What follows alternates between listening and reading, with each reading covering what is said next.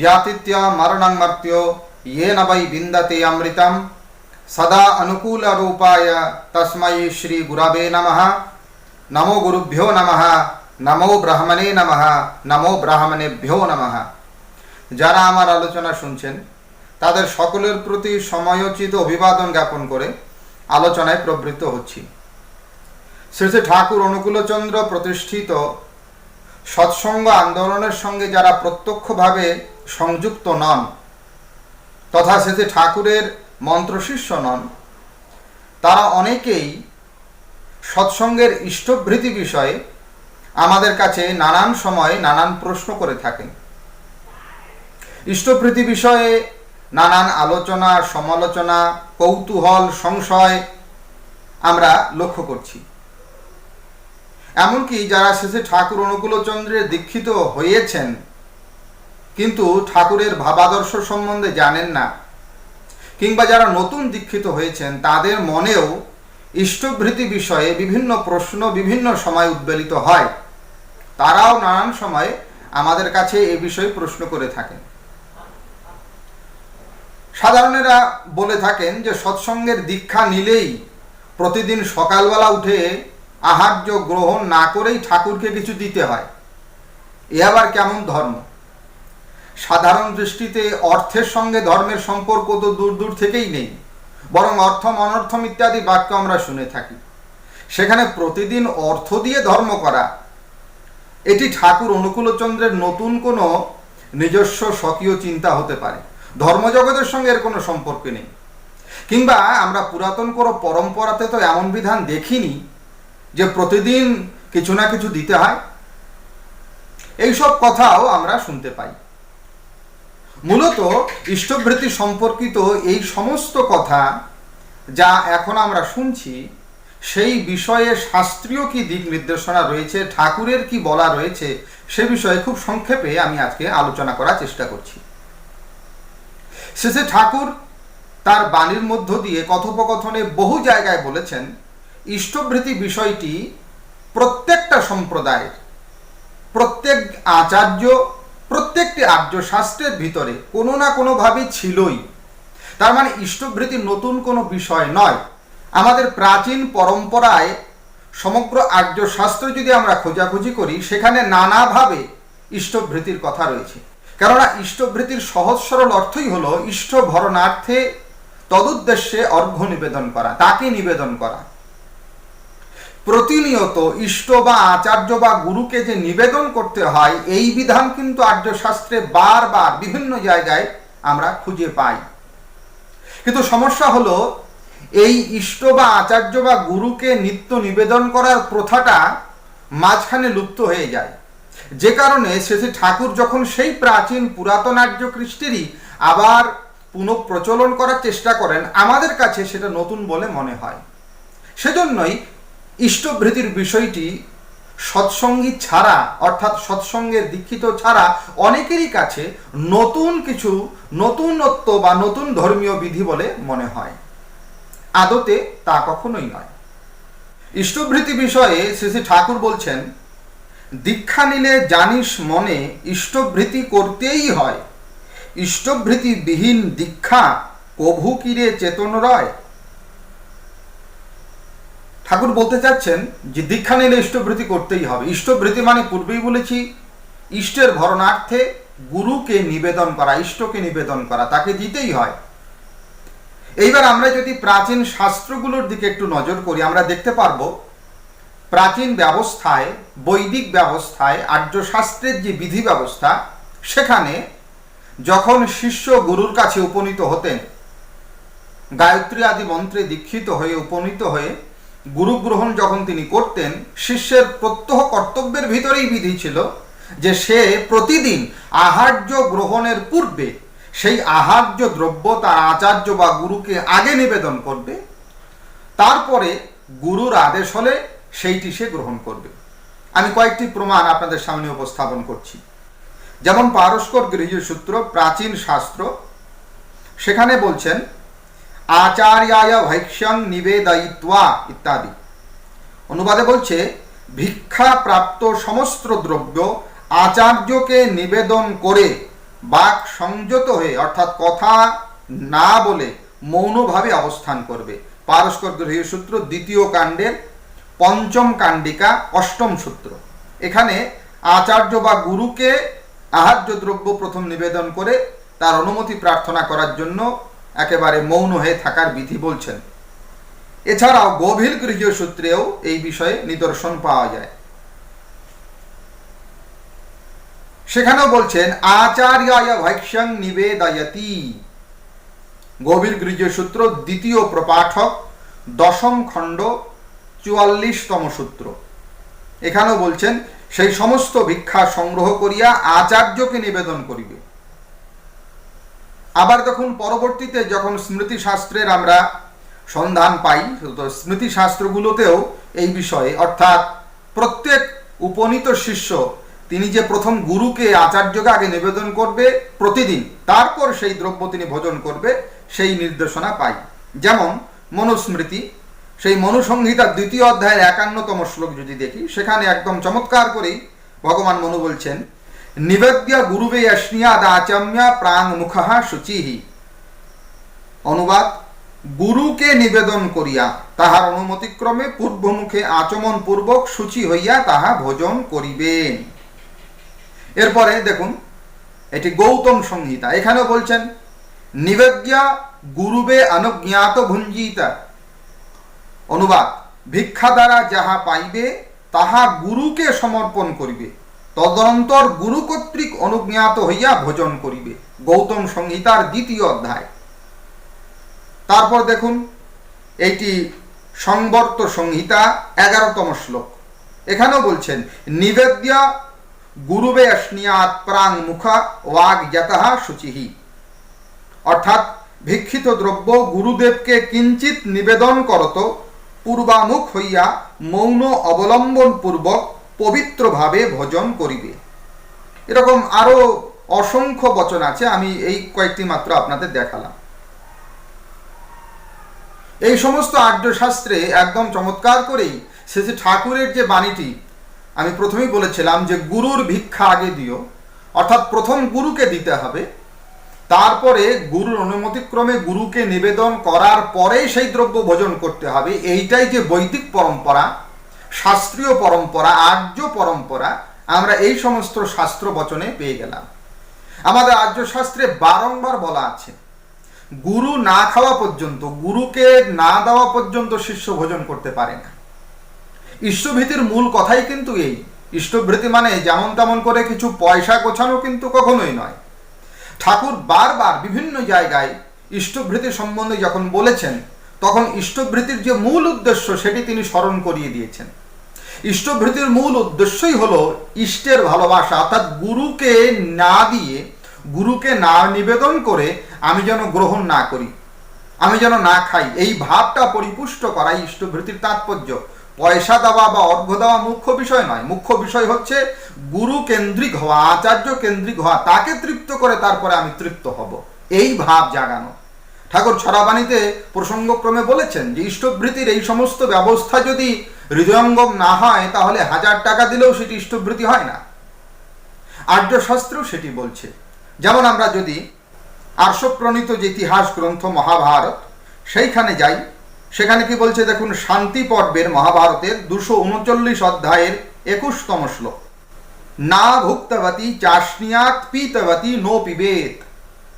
অনুবাদ, গুরু ভোজন না করিলে শিষ্য ভোজন করিবে না, গুরু পান না করিলে শিষ্য পান করিবে না। মহাভারত শান্তি পর্ব 239 অধ্যায়ের 21তম শ্লোক।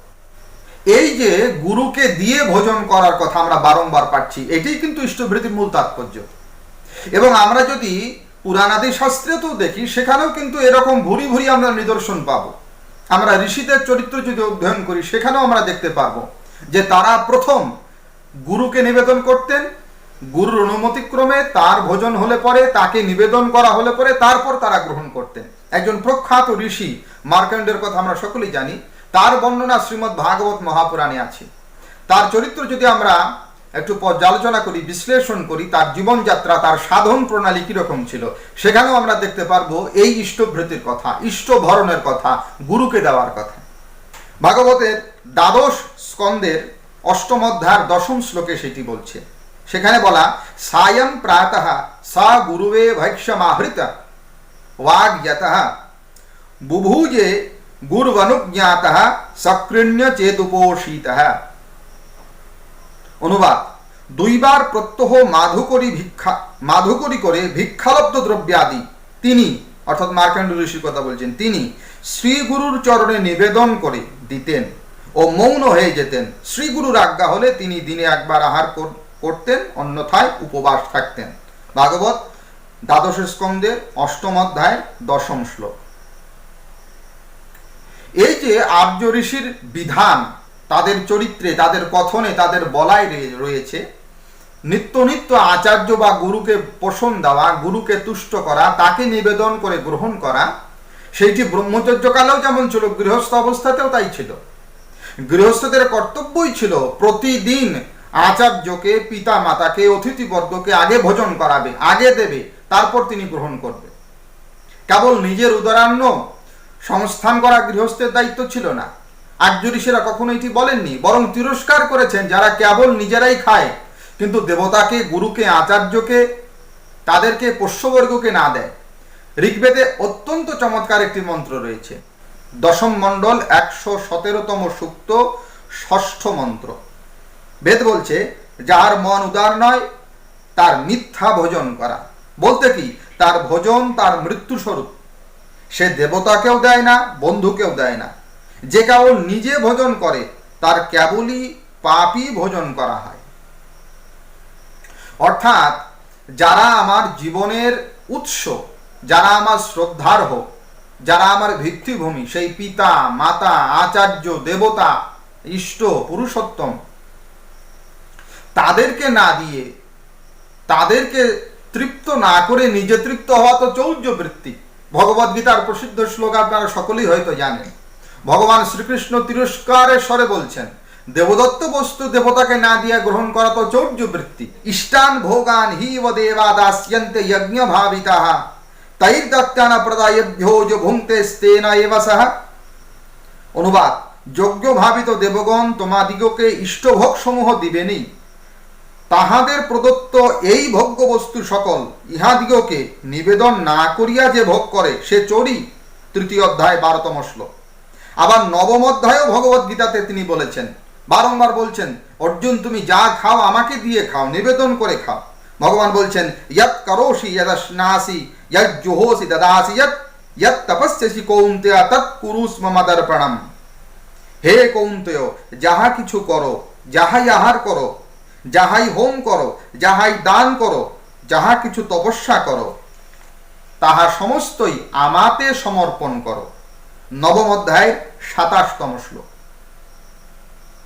তাহলে বেদ বলুন, ভগবদ গীতা বলুন, মহাভারত বলুন, সব জায়গায় এই কথাই বলছে। আমি যেটি বলছিলাম যে গৃহস্থদের যে নিত্য কর্তব্য, তাদের যে নিত্য দায়িত্ব রয়েছে, তার ভিতরে একটি দায়িত্ব হলো তিনি প্রতিদিন গৃহস্থ আচার্যকে, পিতা মাতাকে, শ্রেয় পুরুষকে দান করবেন, তাকে ভোজন করাবেন, তৎপরে তিনি ভোজন গ্রহণ করবেন। মহাভারতে এই বিষয়ে বলা আছে, অনুশাসন পর্বের 84 অধ্যায় 19 এবং 20তম শ্লোক। এখানে বলছেন, আচার্যস্য পিতুশ্চৈবা সখ্যুরাপ্তস্য চাতিথেঃ ইদমস্তি গৃহে মহীয়মিতি নিত্যম নিবেদয়েৎ তে যদ্বদেস্তৎ কুর্যাদিতি ধর্মো বিধীয়তে। অনুবাদ, আচার্য, পিতা, বন্ধুজন ও বিশ্বস্ত অতিথির নিকট প্রত্যহ এইরূপ জানাইবে যে আমার গৃহে এই এই দ্রব্য আছে, আপনারা কি ভোজন করিতে ইচ্ছা করেন। তখন তাহারা যাহা বলিবেন তাহাই করিবে। মুনিগণ গৃহস্থের পক্ষে এই ধর্মই বিধান করেন। তাহলে ব্রহ্মচর্য আশ্রম বলুন, গৃহস্থাশ্রম বলুন, সব জায়গায় এই বিধানটি রয়েছে যে প্রত্যেককে প্রথম আচার্য, গুরু, দেবতা, তাদেরকে নিবেদন করতে হবে। এবং শ্রীমদ্ ভাগবতে শ্রীকৃষ্ণ ভগবান গুরুর বিষয়ে বলতে গিয়ে এটাই বলেছেন। এবং গুরু সেবার কথা ভাগবতে তো ভুরি ভুরি বর্ণনা আছে। যেহেতু গুরু সর্বদেবময়, ভাগবতে ভগবান কৃষ্ণ বলেছেন সর্বদেবময় গুরু, সেজন্য সর্বদেবদেবী স্বরূপ যে গুরু, তাকে তুষ্ট করা তো মুখ্য দায়িত্ব। তাই জন্য শেষে ঠাকুর এই পূর্বাপর বিধিগুলোকে অর্থাৎ পূর্বতনের যে ব্যবস্থা সেটিকেই নতুন করে আবার সৎসঙ্গের মধ্য দিয়ে জনমানসে প্রতিষ্ঠা করার চেষ্টা করছেন। তিনি এটা বোঝাতে যাচ্ছেন যে তোমরা কেবল নিজের উদরান্ন পোষণের জন্য ব্যস্ত হও না, বরং তোমার জীবনের যিনি উৎস, তোমার জীবনের যিনি আরাধ্য, তোমার জীবনের যিনি মালিক, সেই জীবন দেবতাকে নিত্য নিত্য আগে অর্ঘ্য প্রদান করো। ঠাকুরের জন্য ইষ্টভৃতিকে জীবন যজ্ঞের প্রথম অর্ঘ্য বলছেন, এজন্য ইষ্টভৃতিকে মহাযজ্ঞ বলেছেন, নানা জায়গায় তিনি বলেছেন। ঠাকুরের ছড়াবাণীতে যেমন আমরা দেখতে পাই, জীবন যজ্ঞের প্রথম অর্ঘ্যই ইষ্টভৃতি ঠিক জানিস, অস্খলিত আনুগত্যে উছল প্রাণে নিত্য সাধিস। এই যে জীবন যজ্ঞের প্রথম অর্ঘ্যটি আমি ইষ্টকে নিবেদন করলাম, এটি করার মধ্য দিয়ে আমার জীবন রাগ উচ্ছলিত হয়ে গেল, ইষ্টের সঙ্গে আমি, গুরুর সঙ্গে আমি একাত্মীভূত হয়ে যাওয়ার সাধনার যে পদ্ধতি, তাতে আরো পাকা হয়ে গেলাম। এজন্যই ইষ্টভৃতি প্রবর্তন, এজন্যই ইষ্টভৃতি করার কথা ঠাকুর বলছেন, আর্য ঋষিরা বলছেন। প্রশ্ন হলো, এই তো আহার্যের কথা পাওয়া যাচ্ছে, ভোজ্যের কথা পাওয়া যাচ্ছে, অর্থ কেন দিতে হয়? ঠাকুর এই বিষয়ে, ইষ্টভৃতি বিষয়ে যখন বাণী দিচ্ছিলেন, তিনি বারংবার এটি বলেছিলেন যে ইষ্টভৃতির মুখ্য যেটি, সেটি কিন্তু ভোজ্য, আহার্য দ্রব্যই মুখ্য। কিন্তু কেবল আহার্য দ্রব্য দিলেই তো হবে না, ইষ্ট স্থানে সেটি প্রেরণ করতে হয়। এজন্য আহার্য অনুকল্পে, ভোজ্য অনুকল্পে তদনুক যে মূল্য, সেটিও আনুকল্পিক ব্যবস্থা হিসেবে শেষে ঠাকুর বলেছেন। আমরাও ব্যবহারিক জীবনে সেটি করে থাকি, শ্রাদ্ধাদি ক্রিয়াতেও আপনারা নিশ্চয়ই সেটি দেখে থাকেন। সুতরাং অনুকল্পে অর্থদানের কথা রয়েছে, এটি প্রথম উত্তর। দ্বিতীয়, যদি আমরা দেখি যে এই অর্থ বা ধন যা আমার জীবনকে পোষণ করছে, সেটির অগ্রভাগও ইষ্টকে দিতে হয়, এটিও আর্য ঋষির বিধান, এটিও সনাতন শাস্ত্রের বিধান। যে অর্থ আমার জীবনের তুষ্টি, পুষ্টি বা বর্ধন করছে, তার অগ্রভাগ আগে গুরুকে দাও, আগে ইষ্টকে দাও, আগে আচার্যকে দাও। আপনারা অনেকেই জানেন যে মনুয়াদি ধর্মশাস্ত্রে কলিযুগের বিশেষ ধর্মের বর্ণনা যখন করা হচ্ছে, তখন দান কর্মকে শ্রেষ্ঠ বলা হচ্ছে। বিশেষত কলিযুগের জন্য দান কর্মটি অত্যন্ত গুরুত্বপূর্ণ ধর্মকৃত্য। যেমন মনুস্মৃতিতে ভগবান মনু বলছেন, তপঃ পরম কৃতযুগে ত্রেতায়াম জ্ঞানমুচ্যতে দ্বাপরে যজ্ঞমেবাহর দানমেকম কলৌ যুগে। প্রথম অধ্যায় 86তম শ্লোক। অনুবাদ, সত্যযুগে তপস্যাই মানুষের শ্রেষ্ঠ ধর্ম, ত্রেতা যুগে জ্ঞানী শ্রেষ্ঠ, দাপরে যজ্ঞ এবং কলিতে একমাত্র দানই শ্রেষ্ঠ। দান মাহাত্ম্যের কথা পুরাণাদিতেও আপনারা বিস্তর পেয়ে যাবেন। কলিতে দানের এত মাহাত্ম্য বা এত প্রশংসা করা হচ্ছে, বশিষ্ঠ ধর্মশাস্ত্রে বলছেন প্রত্যহ শ্রোত্রিয়কে দান করবে। তাহলে ইষ্টভৃতির ভিতরেও কিন্তু সেই অপ্রত্যাশিত অর্ঘ্যদানের বিষয়টি রয়েছে। এবং দান যাকে তাকে নয়, আমার জীবনের যিনি জীবন দেবতা, তাকে দান করা হচ্ছে। কাজেই দান ধর্মের মাহাত্ম্য যদি আমি দেখি, সেখানেও পাবো। আর যদি বলছিলাম ধনের কথা, সেই ধনের অগ্রভাগও আমার ইষ্টকে, আমার গুরুকে দিতে হবে, এটিও আর্য শাস্ত্রের নির্দেশ, এটিও বৈদিক নির্দেশ।